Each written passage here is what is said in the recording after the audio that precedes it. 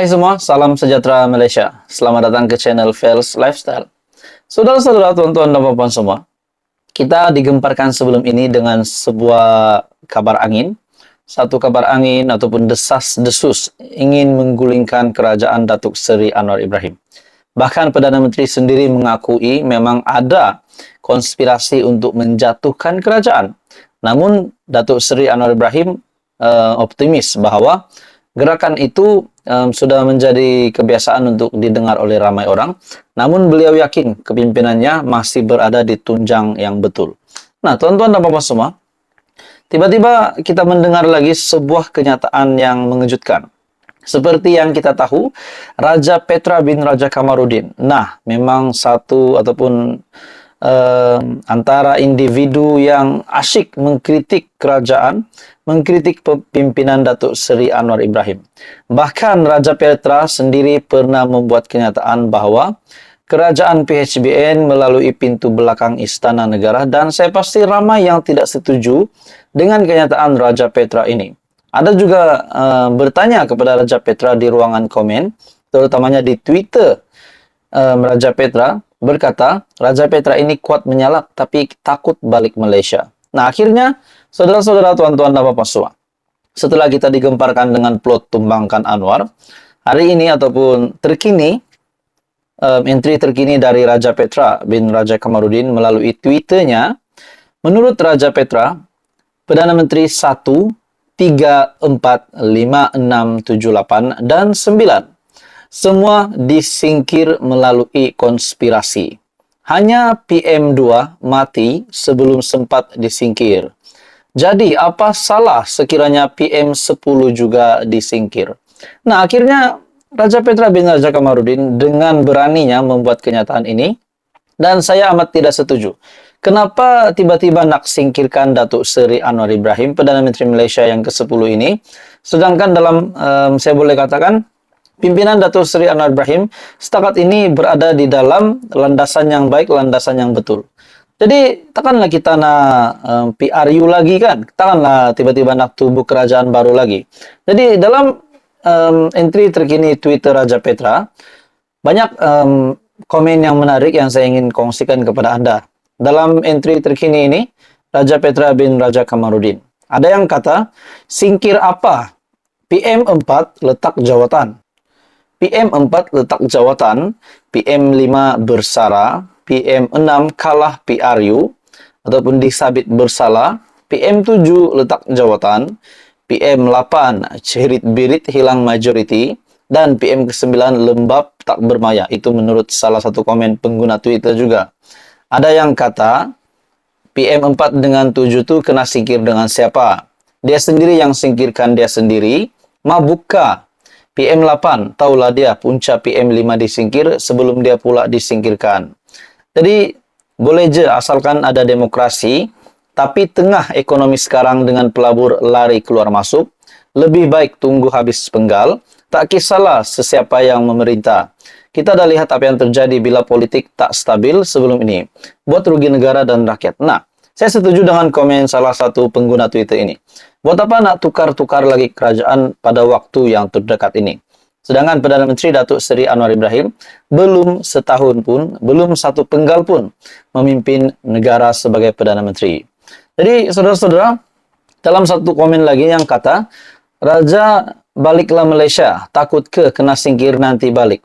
Nah, saudara-saudara, tuan-tuan dan puan-puan semua, saya amat tidak setujulah dengan kenyataan Raja Petra ini. Adakah mungkin beliau boleh dikenakan tindakan dengan kenyataan ini?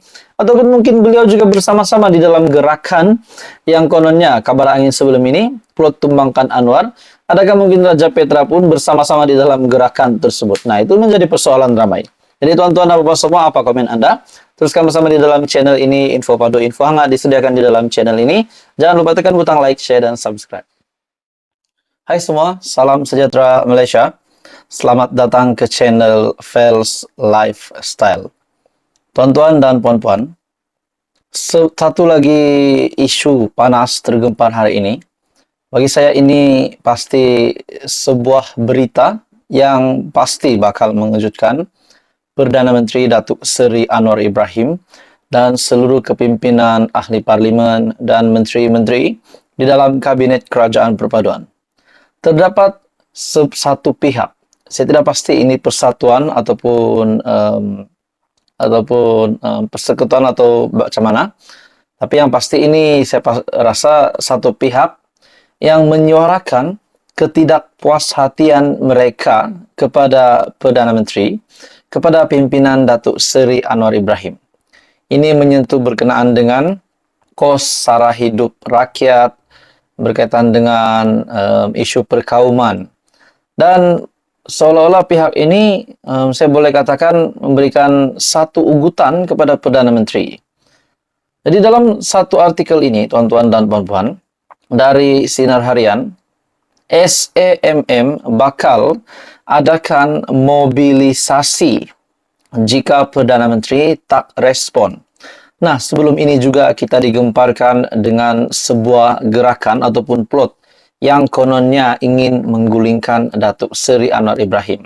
Nah, hari ini kita mendengar pula SAMM ataupun Solidariti Anak Muda Malaysia telah menyenaraikan 5 perkara berhubung ketidakpuasan hati terhadap Perdana Menteri. Nah, ini saya rasa ini pasti satu lagi isu yang pasti menggemparkan kepimpinan Kabinet Kerajaan Perpaduan. Oke, tuan-tuan dan puan-puan, sebelum saya meneruskan isu panas ini, saya meminta jasa baik Anda untuk bantu channel ini dengan menekan butang like. Anda boleh share video ini dan tekan juga butang subscribe. Dalam artikel ini, Presiden Solidariti Anak Muda Malaysia, Presidennya Badrul Hisham Syaharin atau Cikgu Bad berkata, antaranya adalah kegagalan menyelesaikan kos sara hidup rakyat yang dilihat semakin menekan. Selain itu, Datuk Seri Anwar Ibrahim juga gagal mengawal kabinet kerajaan, termasuk keadaan sekarang tekanan undang-undang turut disifatkan makin meningkat. Keempat, keharmonian kaum makin terjejas apabila Perdana Menteri gagal mengawal DAP. Ini berlaku disebabkan melanggar kontra sosial dan perlembagaan negara dan tiada tindakan dilakukan. Justeru, jika tiada tindak balas daripada kerajaan kurang daripada 60 hari untuk respons, akan ada mobilisasi besar-besaran, katanya selepas pelancaran gerakan rakyat pada Isnin. Tambah Badrul, perkara berkenaan berlaku disebabkan Anwar tidak menjalankan tanggungjawabnya sebagai Perdana Menteri. Nah, saudara-saudara, tuan-tuan dan puan-puan semua, menurut artikel ini, bagi saya ini pasti sebuah artikel yang panas ataupun satu berita yang panas luar biasa untuk diterima oleh kepimpinan Datuk Seri Anwar Ibrahim. Nah, akhirnya SAMM menyenaraikan 5 perkara berhubung ketidakpuasan hati terhadap Perdana Menteri. Nah, salah satunya adalah kegagalan menyelesaikan kos sara hidup rakyat dan juga gagal mengawal kabinet kerajaan, termasuk keadaan sekarang tekanan undang-undang turut disifatkan makin meningkat serta keharmonian kaum makin terjejas. Tuan-tuan dan puan-puan semua, setakat ini seperti apa yang dinyatakan Perdana Menteri sendiri, Datuk Seri Anwar Ibrahim, sekarang pimpinan beliau dalam keadaan yang baik dan tidak ada walaupun Perdana Menteri mengakui ada plot ataupun memang ada konspirasi untuk menggulingkan, menjatuhkan kerajaan. Namun, kita tahu Datuk Seri Anwar Ibrahim optimis dan yakin bahawa pimpinan beliau masih dalam keadaan yang baik. Seperti apa yang pernah dinyatakan di dalam Syahbudin.com sebelum ini, yaitu dalam sebuah kajian, 2/3 rakyat Malaysia bersetuju bahawa pimpinan Datuk Seri Anwar Ibrahim berada di dalam landasan yang tepat. Nah, bagaimana pula dengan respon SAMM ini? Adakah ini pasti memberikan kesan yang buruk kepada